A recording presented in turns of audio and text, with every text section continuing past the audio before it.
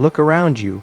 Look at the life you're living right now, the bills piling up, the dreams gathering dust, and the quiet, gnawing feeling that somehow, no matter how hard you work, true wealth and freedom are slipping through your fingers like sand. You're not alone. In fact, you're in the overwhelming majority. But what if I told you that everything you've been told about getting rich is a lie? What if the motivational quotes, the grindset mentality, and the simplistic advice of just save more and invest are actually the very traps keeping you financially stagnant?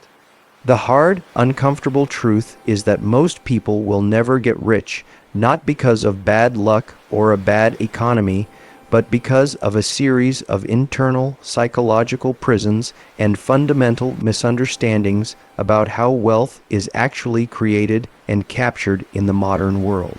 They are following a script written for the middle class, a script designed for survival, not for abundance. And if you are sitting there listening to this, feeling a spark of frustration or recognition, then you have already taken the first, most crucial step. You're questioning the narrative. Today, we are going to dismantle the fairy tales. We are going to stare directly at the raw, unfiltered reasons why the path to riches is littered with the abandoned hopes of the many, and what, exactly, separates those who break through from those who stay behind. This isn't about quick fixes or crypto schemes. This is about a deep, systemic rewiring of your financial psychology and strategy. Most people are poor in their minds long before they are poor in their bank accounts. They see money as something to be earned through time and labor, a linear equation where more hours equals more dollars. This is the employee mindset, the very bedrock of financial mediocrity. Wealth, however, doesn't care about your time. It cares about value, leverage, and ownership. The rich understand that their personal effort is the least scalable asset they have, so they build systems, they acquire assets that work while they sleep, and they use other people's time, money, and resources to create exponential returns. The average person trades time for money until they can't trade anymore. The wealthy create or acquire a machine, a business, intellectual property, an investment portfolio that generates money independently of their daily direct input. This is the first great divergence, the obsession with active income versus the pursuit of passive income and capital gains. But here's where the first hard truth hits. Building leverage is hard. It's uncertain. It requires delayed gratification, risk tolerance, and a willingness to fail publicly. Most people are conditioned for security. They want a clear roadmap, a guaranteed outcome, a monthly salary that hits their account like clockwork. The idea of going months or years without a paycheck to build something that might or might not work is psychological torture for them. So, they choose the certainty of mediocrity over the uncertainty of greatness. They opt for the safe job with benefits, the one that slowly drains their soul but pays the mortgage. They confuse being busy with being productive and being employed with being valuable. The market doesn't pay you for your effort. It pays you for the value you create and the problems you solve. And often the biggest problems, the ones worth fortunes to solve, require you to step far outside your comfort zone and risk looking foolish. This fear of judgment, of failure, is a wealth repellent. Now, let's talk about consumption versus production. We live in a consumerist culture engineered to make you a professional spender. From the moment you wake up, you are bombarded with messages to buy, subscribe, upgrade, and indulge.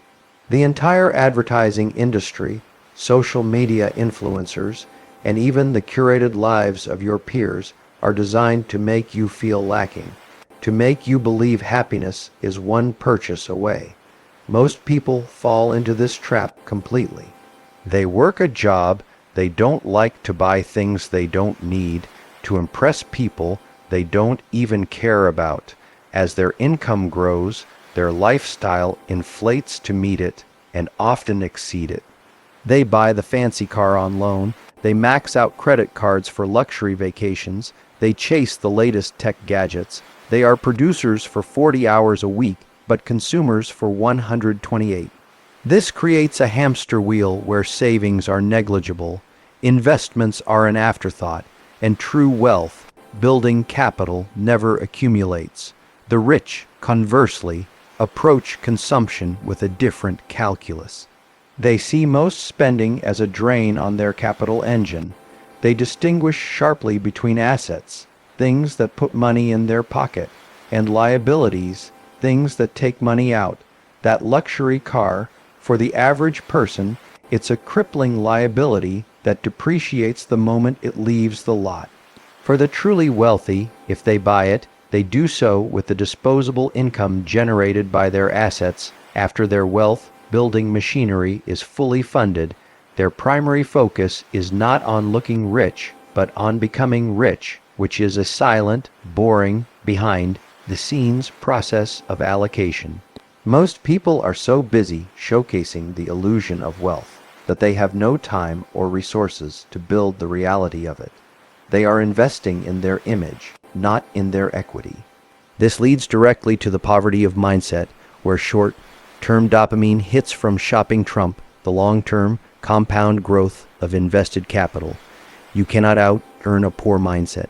If your psychology is geared towards consumption and instant gratification, a higher salary will only lead to higher debts. The script has been set, and unless you break the cycle of Ernst, Ben, Dern, you are destined to be a high-income pauper, forever busy but never truly wealthy. This is the silent tragedy playing out in affluent neighborhoods and corporate parks across the globe. People with impressive job titles driving expensive cars, living in beautiful houses, but with a net worth that is terrifyingly fragile, often held together by the thin thread of their next paycheck. They have income, but no wealth. They have stuff, but no security. They are one layoff or one medical emergency away from financial disaster. This is not wealth. This is high-class poverty, and it is the direct result of mistaking cash flow for capital and consumption for success. The hard truth is that getting rich requires a level of financial discipline that is antithetical to modern consumer culture. It requires you to be weird, to live well below your means while you build your foundation, to say no to social outings and trends that drain your capital, and to find joy in the growth of your balance sheet rather than in the admiration of your peers. It is a lonely road at the beginning, precisely because most people are on the other path, the wide, well-lit highway of consumption that leads to the cliff of financial dependence. Your willingness to walk alone, to be misunderstood, and to delay pleasure is the tax you pay to escape that majority. This is the foundational shift from a consumer of wealth to a creator and accumulator of capital. Until this shift happens, all financial advice, all investment strategies are like watering a plant with a rotten root. The plant may look green for a while, but it will never bear lasting fruit. The game of wealth is won not on the spreadsheet first, but in the mind first. Every dollar you refrain from spending on a liability is a soldier you recruit for your army of assets. Every hour you spend learning how to build systems instead of just working in one is an investment in your own leverage. This is the silent, unsexy work that nobody celebrates, but it is the very bedrock of every fortune ever made. So I ask you directly, which path are you on? Are you feeding your desires or your assets? Are you trading your precious time directly for money, or are you building a conduit that channels value to you from multiple streams? The evidence is in your bank statements, your investment portfolio, and your daily habits. Be brutally honest with yourself. The diagnosis is the first step to the cure, and the cure begins with a single, unwavering decision to break from the consumption script and write a new one focused on production, ownership, and relentless capital accumulation. This decision will dictate your next 5 years and ultimately the rest of your life. Let's dig deeper into a corrosive myth that keeps millions trapped, the belief that hard work in and of itself, leads to wealth. You've been fed this story since childhood. Keep your head down, work hard, and you'll be rewarded.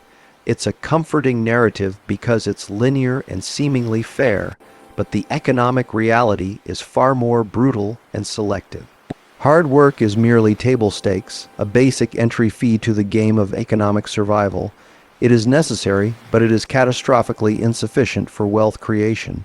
Why? Because hard work, when not directed with strategic intent and leverage, is just effort. And effort alone is cheap and plentiful.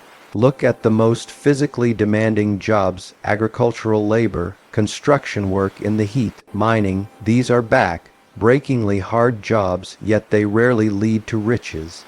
Why? Because the work is tied directly to time and physical output, with no leverage and little scalability. The real engine of wealth is not how hard you work, but how smart you work, and more importantly, on what systems you work. The wealthy don't necessarily work less hard, especially in the building phases, but they work with profound intentionality on high-impact activities, building networks, creating intellectual property, designing business systems, making strategic investments, and mastering specific, valuable skills that are scarce and in demand. They focus on working on the business, not just in it. They are architects, not just bricklayers. The average person is conditioned to be a bricklayer. Show up, follow instructions, put one brick on top of another, and get paid for that specific, tangible action. The architect, however, gets paid for the vision, the blueprint, the system that allows thousands of bricks to become a skyscraper. One is paid for a single unit of labor. The other is paid for a multiplied outcome. This is the essence of leverage. Leverage comes in several forms: labor leverage, other people working for you; capital leverage, using other people's money to generate returns; code leverage, software that works for you; and media leverage, content and products that reach millions at zero marginal cost. Most people never seek leverage. They are taught to be self-reliant, to do it themselves, to not be a burden. This is a poverty mindset. The rich are not afraid to use leverage. They are masters of it. They understand that to scale value, you must detach your income from your personal time. This leads to the second brutal truth. Most people are allergic to true ownership. They prefer the safety of a guaranteed wage over the uncertainty and responsibility of equity. An employee sells their time for a price. An owner sells a product, a service, or a system for a profit. The profit can be infinite. The wage is always capped. When you are an employee, you are essentially renting yourself out. Your income stops the moment you stop working. When you own an asset, a piece of a business, a patent, a revenue-generating website, a portfolio of dividend stocks, you own a piece of a machine that produces value continuously. Your income can flow while you sleep, while you're sick, while you're on vacation. This is not magic. It's the fundamental mechanics of capitalism. The system is designed to reward owners and investors far more generously than it rewards laborers. Yet, the education system and societal programming prepare you exclusively to be a high-quality laborer. You are taught to be a good worker, to get good grades, to get a good job. You are almost never taught how to be an owner, how to evaluate a balance sheet, how to negotiate for equity, how to build a brand, or how to raise capital. This is not an accident. The economy needs a reliable workforce. But if your goal is wealth, you must consciously unlearn the worker mentality and cultivate the owner mentality. This means starting to think in terms of equity, not just salary. It means in your current job, asking for stock options instead of just a raise. It means taking a portion of your income and using it to buy fractional ownership in great companies through the stock market, instead of spending it all on liabilities. It means spending your weekends building a small online business or creating a digital product rather than just consuming entertainment. Ownership is a mindset that must be practiced daily. It's asking the question, how can I own a piece of this in every situation? Most people never ask this question. They ask, how much will I get paid for my time here? This single difference in framing creates a chasm in financial outcomes over a decade. Furthermore, the path of ownership is fraught with failure and rejection, which is another filter for the majority. Building something that can generate passive income or equity value is difficult. Your first business idea will likely be bad. Your first product might not sell. Your first investment might lose money. This is part of the tuition you pay for your financial education. Most people, however, treat failure as a personal indictment, a sign that they don't have what it takes. They retreat to the safety of the wage. The wealthy see failure as data, as a necessary step in the learning curve. They persist, iterate, and pivot. They understand that the rewards of ownership are so great that they justify the high risk and initial struggle. This persistence is fueled by a long-term vision, something else most people lack. The average person operates on a monthly financial cycle. Can I pay my bills this month? The wealthy operate on a multi-year, even multi-decade cycle of building and compounding. They are playing a completely different game on a different time horizon. They can endure short-term pain for long-term gain because their vision of the future is so clear and compelling that it overrides present discomfort. Most people's vision extends only to the next weekend, the next vacation, or the next purchase. Without a powerful long-term vision, you are a slave to short-term urges. Your financial decisions become reactive and impulsive. You sell stocks during a market dip out of fear, locking in losses, instead of seeing it as a buying opportunity. You abandon a side business because it didn't make money in 3 months. You demand instant results, and when they don't appear, you conclude the path doesn't work. This is the tragedy. The path to ownership works with mathematical certainty if you persist long enough and learn from your mistakes, but most people quit before the compound curve begins its steep ascent. They are standing at the base of the mountain, looking up at the steep, rocky path, and decide it's not worth the climb. They settle for the gentle, flat meadow of the monthly salary, not realizing that meadow is a slowly sinking bog that will never elevate them to see the breathtaking view from the summit. The climb is ownership. The climb is leverage. The climb is embracing failure as feedback, and most people, frankly, are not willing to endure the climb. They want the elevator, but there is no elevator to genuine, sustainable wealth. There are only stairs, and you have to take them one difficult, deliberate step at a time. This is the hard truth about effort. Direction and ownership matter infinitely more than raw exertion. You can spin your wheels with heroic effort and go nowhere, or you can apply strategic force to a lever and move the world. The choice and the responsibility is yours alone. Stop glorifying being busy. Start obsessing over being effective. Stop trading time for money. Start building equity that trades value for money, independent of your time. This mental shift is the second great awakening on the road to riches. Without it, you are just a well-paid servant in the castle of your own life, decorating someone else's walls while your own foundation remains bare. Take ownership of your skills, of your time, of your capital, and most importantly, of the outcomes in your life. Stop blaming the economy, your boss, or your background. The owner mentality accepts full responsibility, and in that acceptance finds the ultimate power to change everything. That power is already within you, dormant, waiting for you to make the decision to awaken it and put it to work not just in a job, but on a legacy.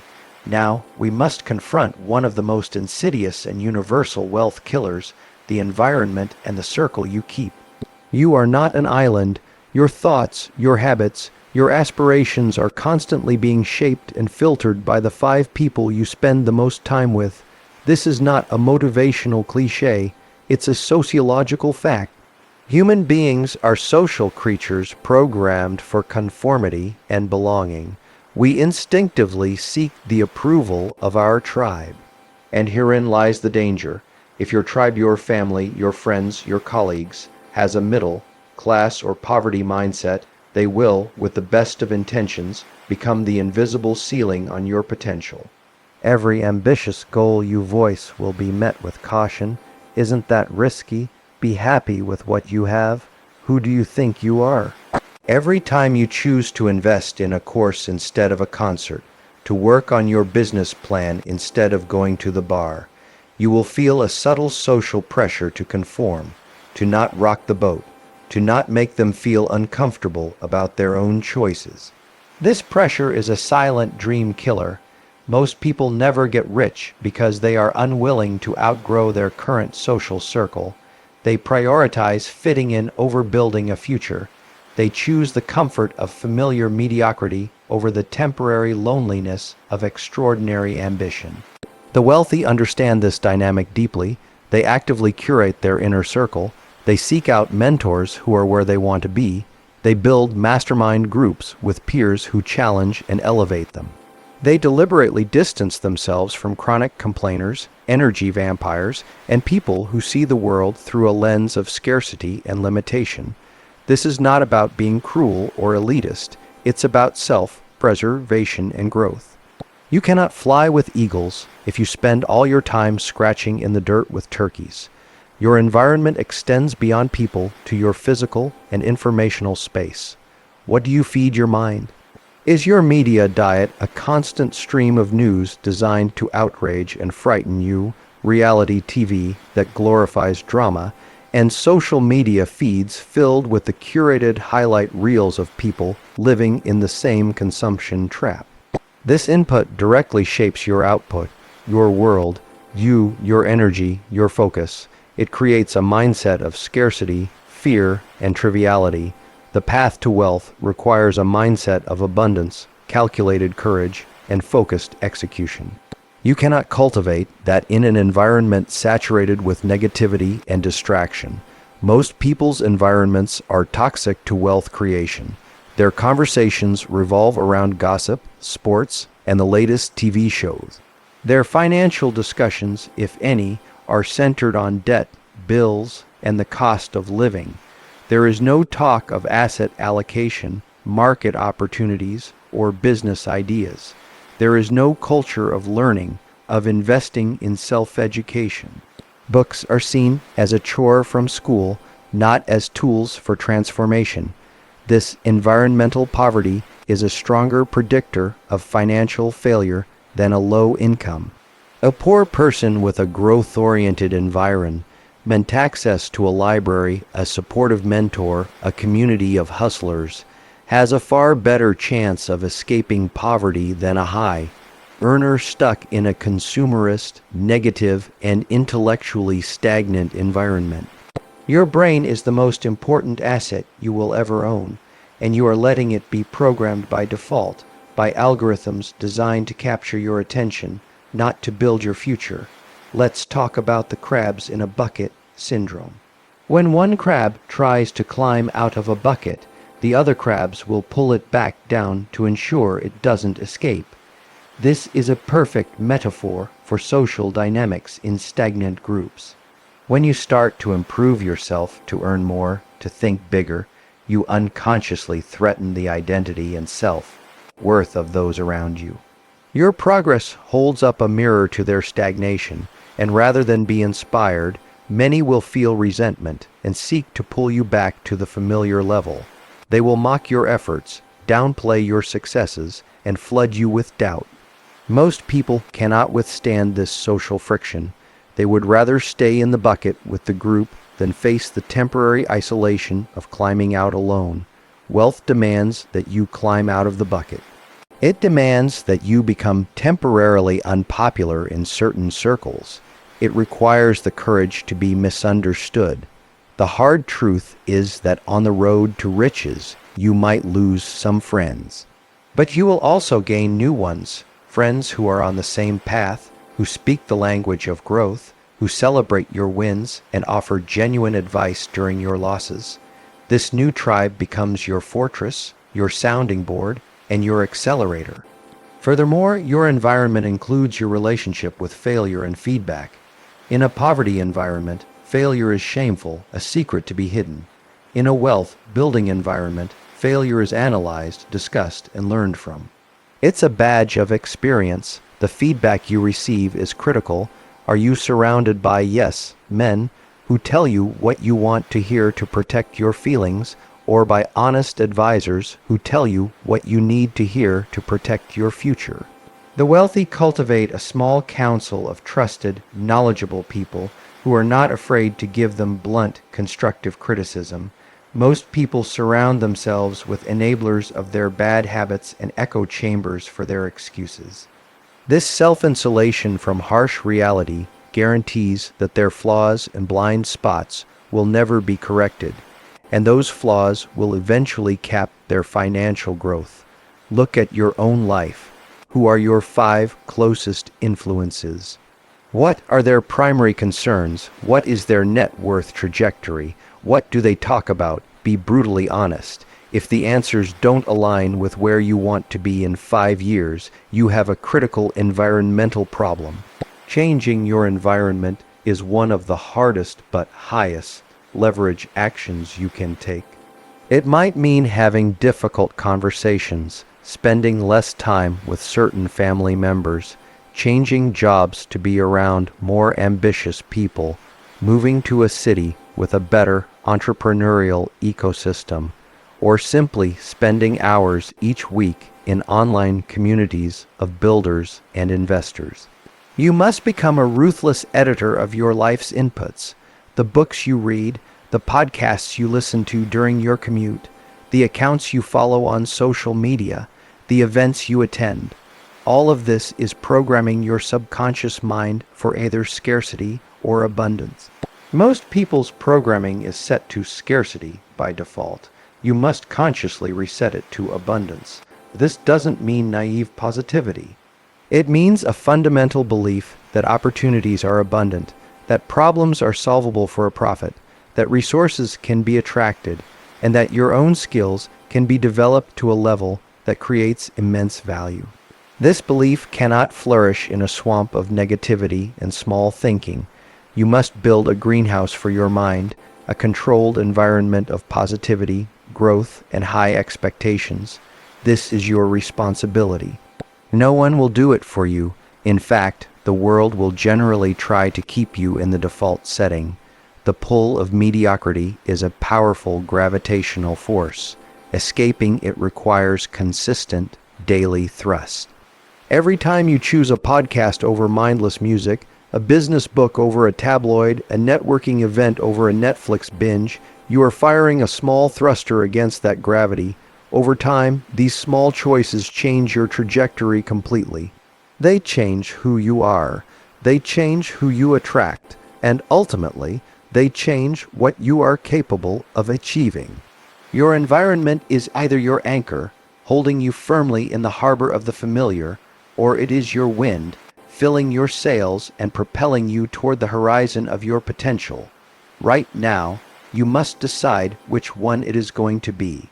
Audit your life, identify the anchors, have the courage to cut them loose, seek the wind, even if it means sailing into uncharted and initially lonely waters. The community you seek exists, but you will only find it when you become the kind of person who belongs in it. Upgrade yourself, and your environment will upgrade around you. This is the third non-negotiable law of wealth. You must control your surroundings, or they will control you. Don't be a passive product of your environment. Become the active architect of it. We now arrive at the core engine of all lasting wealth, a force so powerful that Albert Einstein reportedly called it the eighth wonder of the world, compound growth. Yet, most people never experience its true magic because they are trapped in a short-term, transactional mindset. They seek linear income, 1 hour of work for 1 unit of pay, and they spend everything they earn, leaving no capital to compound. Compound growth is the process where your earnings generate their own earnings, and those earnings generate more earnings, creating a snowball effect that accelerates over time. It works on money, but also on knowledge, skills, and relationships. The wealthy don't just understand this intellectually, they structure their entire financial lives around it. They are obsessed with getting the snowball started early, and rolling downhill for as long as possible. They invest not for a quick return, but for a multiplied return decades later. Most people, however, are impatient. They want results now. They are attracted to get-rich-quick schemes, day trading, lottery tickets, and speculative bubbles because these promise immediate, dramatic results. These are the antithesis of compounding. They are gambles that usually result in the destruction of capital, the very fuel the compounding engine needs. The first requirement for compounding is capital. You must have savings to invest. As we discussed, most people consume their entire income. They have no seed capital to plant. The wealthy practice extreme frugality in the wealth accumulation phase not because they are cheap, but because they understand the astronomical future value of every dollar saved and invested today. A dollar spent on a luxury coffee is not just a dollar gone. It's the murder of a future soldier in your compounding army. That single dollar invested at a 10% annual return becomes over $17 in 30 years. You didn't just spend a dollar, you spent 17 future dollars. This is the opportunity cost that most people are blind to. They see the immediate pleasure of the purchase, but are financially illiterate to the staggering future cost. This is why financial education is not just about learning what a stock is.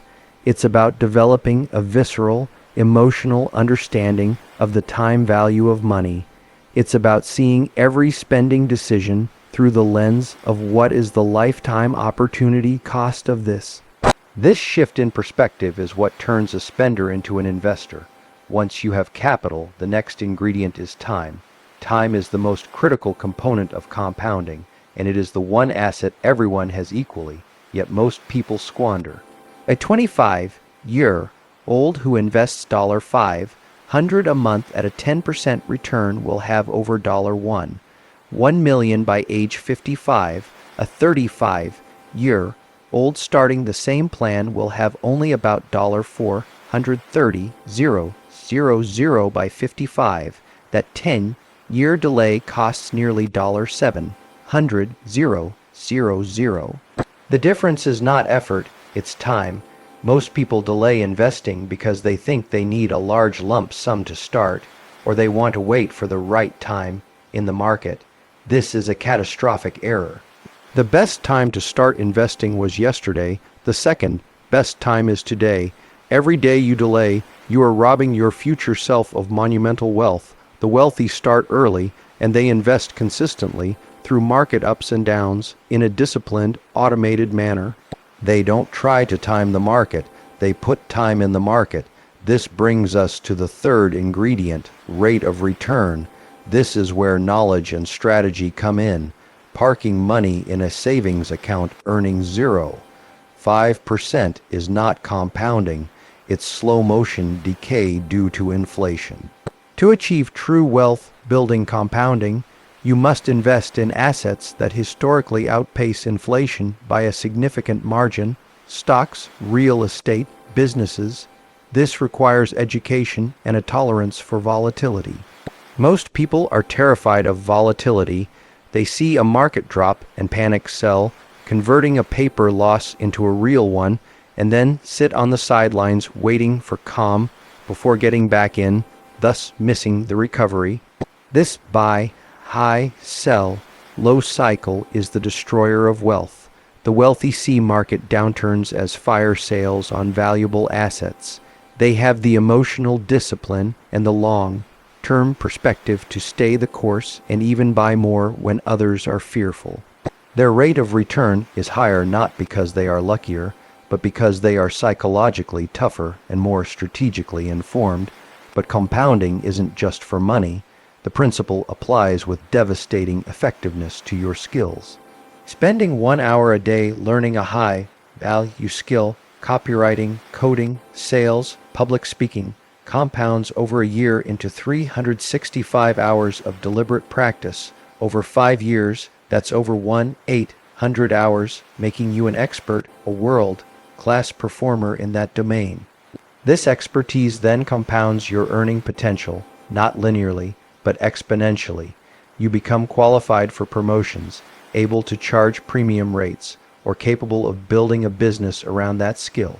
Most people, however, come home from work mentally exhausted and spend 3-4 hours consuming passive entertainment. Their skills stagnate, their knowledge doesn't compound, their value in the marketplace remains flat, making them vulnerable to automation and outsourcing. The wealthy are relentless learners. They are compounding their intellectual capital daily, knowing that this is the source of all the money they will eventually compound financially. Your network compounds in a similar way. Helping people, providing value without immediate expectation of return, builds social capital. These relationships, nurtured over years, lead to opportunities, partnerships, and insights that you could never have planned for. A strong, trusted network is a compounded asset that pays dividends in serendipity for decades.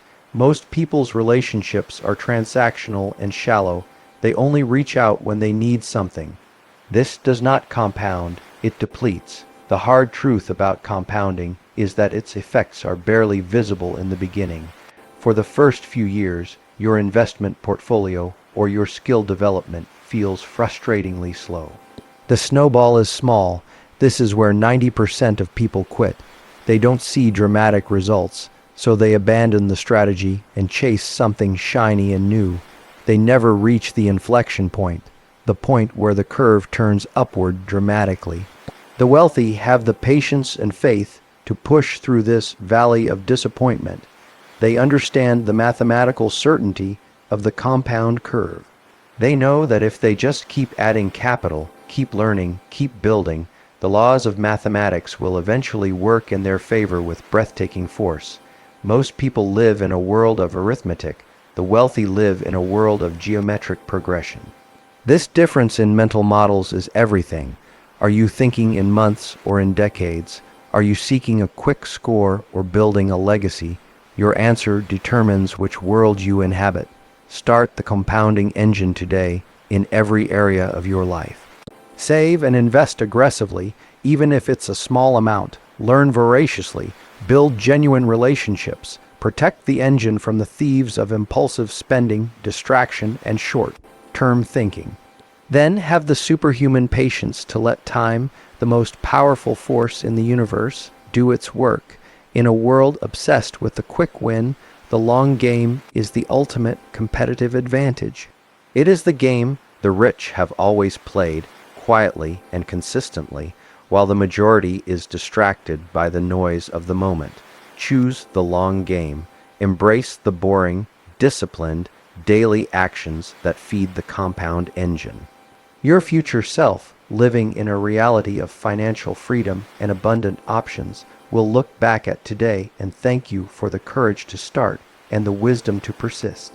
We have navigated through the hard truths, the mindset shift from consumer to owner, the strategic use of leverage over raw effort, the critical curation of your environment, and the sacred power of compound growth. Now, we arrive at the ultimate differentiator, the final filter that separates those who dream from those who achieve: relentless execution and obsessive focus. Ideas are worthless. Knowledge is powerless. Insights are trivial unless they are acted upon. The world is littered with intelligent, knowledgeable people with great ideas who die with their potential still inside them. Why? Because they are paralyzed by perfectionism, waiting for the perfect conditions, or they are chronic dabblers, jumping from one opportunity to the next without ever committing to the deep, difficult work of seeing something through to completion. Wealth is not built in the mind, it is built in the real world through a series of concrete actions, decisions, and shipped projects. The wealthy have a bias for action that borders on the unreasonable. They understand that a good plan executed violently today is far better than a perfect plan executed next week. Markets move, opportunities fade, and momentum is lost in delay. Most people are stuck in analysis paralysis.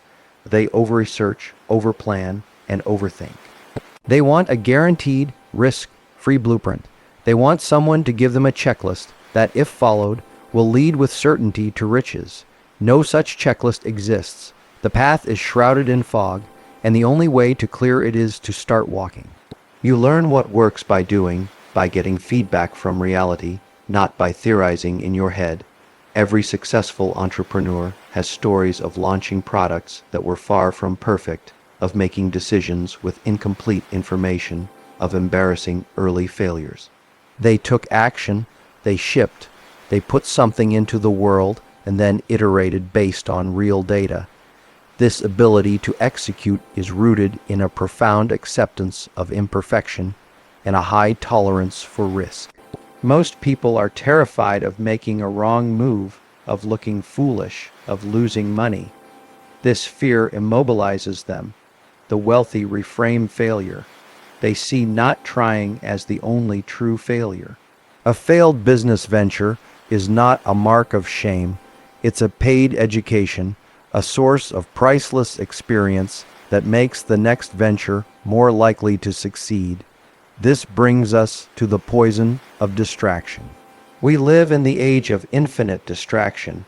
Your phone is a slot machine designed to fragment your attention. The modern economy is built on capturing your eyeballs and selling your time to advertisers. Most people's attention is shredded into 1,000 pieces throughout the day. They check emails constantly, scroll social media every few minutes, jump from task to task, and are perpetually busy, while accomplishing very little of deep importance.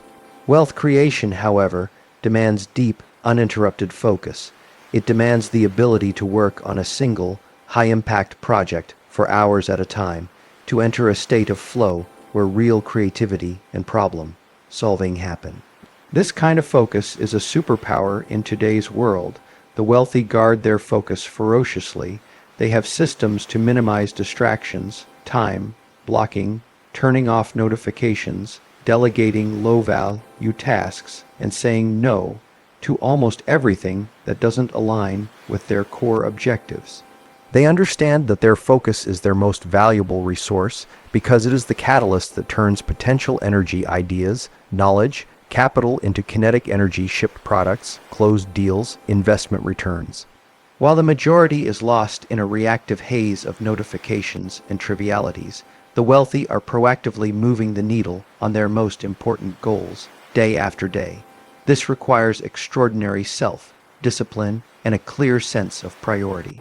Most people's priorities are dictated by the urgent or ringing phone, a barking email, not the important building an asset, learning a skill, nurturing a key relationship. The wealthy have the clarity to know their one or two most important tasks each day and the discipline to complete them before anything else. They eat the frog. They do the hard thing first. This consistent, daily execution on the important, compounded over months and years, creates results that look like luck or genius to the outside observer, but are in fact the predictable outcome of disciplined focus. Furthermore, the wealthy are obsessed with systems and processes, not just goals. A goal is a point in the future. A system is what you do daily to get there. Saying, "I want to be a millionaire," is a goal. Creating a system where 20% of your income is automatically invested in a low-cost index fund every month, and where you spend 90 minutes every morning developing your high-income skill is a system. The goal sets the direction, but the system makes the progress inevitable. Most people are obsessed with setting and resetting goals, making vision boards, and talking about their dreams. They have no systems. So, when motivation fades, which it always does, they fall off the wagon. The wealthy build systems that run on discipline and habit, not on fleeting motivation. They make the right action the default, easy action. They remove friction from good behaviors and add friction to bad ones. This engineering of their own behavior is what allows them to execute relentlessly, even on days they don't feel like it. Finally, execution is fueled by a powerful why. Why do you want wealth? Is it for flashy cars and Instagram fame? That why is weak and will not sustain you through the inevitable hardships. Is it for freedom? Freedom of time, freedom from fear, freedom to provide spectacularly for your family, freedom to contribute on a massive scale.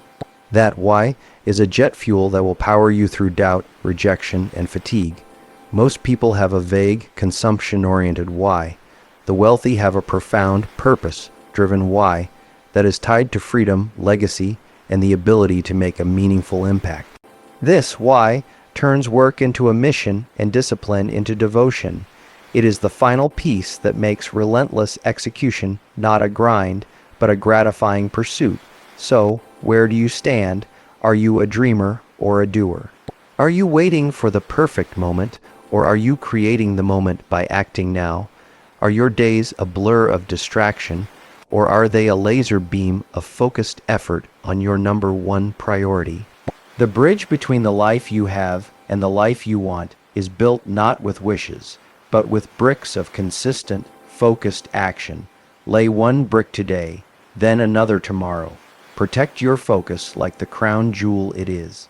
Build systems, not just dreams, and connect your daily actions to a why that moves your soul. This is the ultimate hard truth. Wealth is not a destination you arrive at. It is a byproduct of the person you become in the process, a person of action, focus, discipline, and purpose. The world will not adjust itself to give you what you want. You must go out and build it, piece by piece, day by day, with a clarity and tenacity that refuses to be denied. The opportunity is not out there. The opportunity is inside your ability to execute. Unleash it. Start now, not tomorrow, not next Monday. Right now, after this video ends, take one single, concrete action that moves you one step closer to the financial freedom you desire. That action, multiplied by time, is the only magic that exists. And it is available to you starting this very second. If this video resonated with you, if even one of these hard truths hit home, then you have a choice to make. You can close this tab and go back to the way things were, letting these ideas fade into background noise. Or you can make a decision that today is the day your old financial story ends and a new one begins. The door is open, but you must walk through it. Here is your immediate call to action. First, smash that like button. It's a small but significant act of commitment, telling the algorithm you want more content like this and telling yourself that you're engaging with change. Second, subscribe and hit the notification bell. This journey is not a one-time event, it's a marathon. I am here to provide the ruthless truths, the strategies, and the mindset shifts every week to keep you on track and accountable. This channel is your lighthouse in the fog of financial misinformation. Don't navigate this alone. Third, and most importantly, in the comments below, write down one hard truth from this video that impacted you the most, and one specific action you will take in the next 24 hours to address it. This is non-negotiable. Making it public, even in a comment section, creates accountability and solidifies your intent. I read every single comment, and this community is built on supporting each other's growth. You are not alone. Finally, share this video with one person who needs to hear this message, but might be too afraid to search for it themselves. Be the catalyst for someone else's awakening. The path to riches is paved with upgraded thinking and relentless action. Your first action is waiting. Do it now. I'll see you in the comments.